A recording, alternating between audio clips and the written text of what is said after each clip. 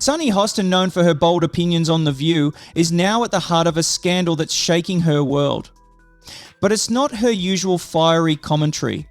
Instead, her husband, Dr. Emmanuel Manny Hostin, is making headlines, and not for good reasons. He's been accused in a jaw-dropping Rico fraud lawsuit that could change everything. With 180 defendants involved, including medical professionals and entire practices, the charges are enough to rock both their lives: insurance fraud, kickbacks, and unnecessary surgeries.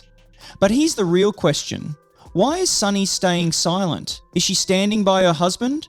Or is there more to this story than meets the eye? This is more than just a courtroom drama. It's a scandal that could unravel everything. Stick around to find out what happens next. The morning the scandal hit was just like any other, coffee in hand, casually scrolling through the headlines. That was until Sunny Hostin's name caught my eye. But this time, it wasn't because of her sharp commentary on The View.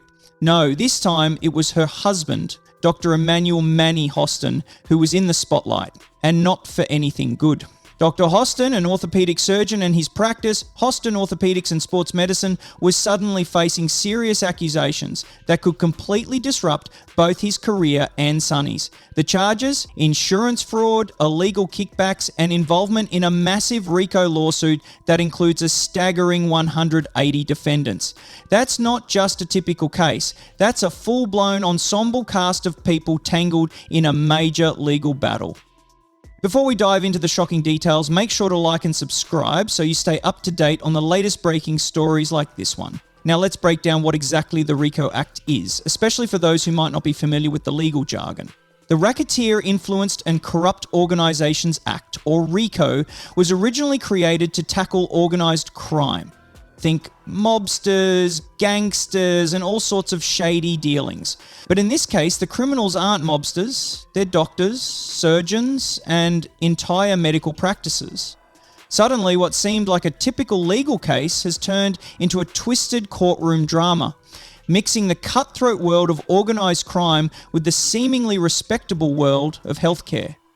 The stakes are high, and what's at the heart of this case is a whole lot more than just a few questionable surgeries.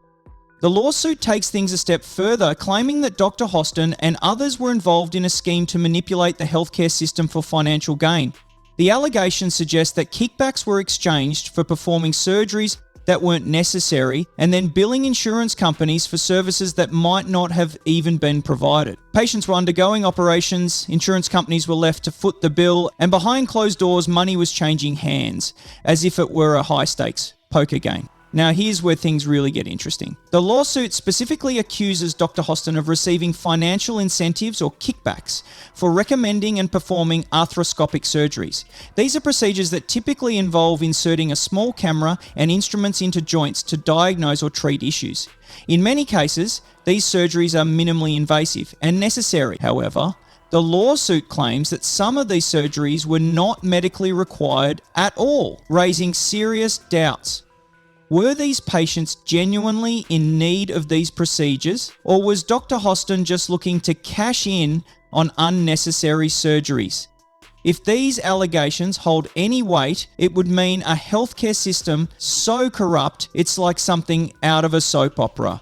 Imagine patients trusting their doctors and undergoing surgery only to find out they were nothing more than pawns in a financial scheme.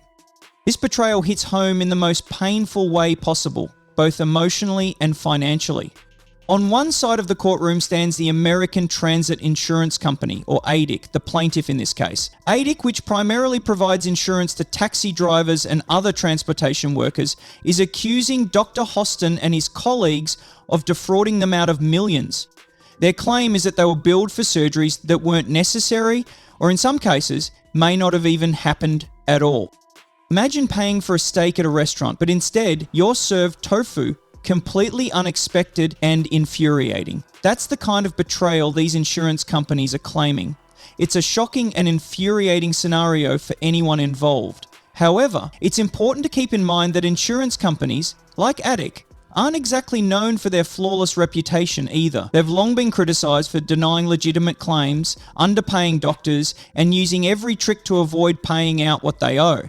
So the real question here is, who's really in the right? Is Addick genuinely trying to expose a vast healthcare scam, or is this just a case of a company using a legal battle to cover its own financial shortcomings? Dr. Hostin's defense lawyer Daniel Thwaites certainly doesn't hold back. He aggressively argues that the lawsuit is nothing more than a misguided, unfounded attempt by Addick to recoup their own losses.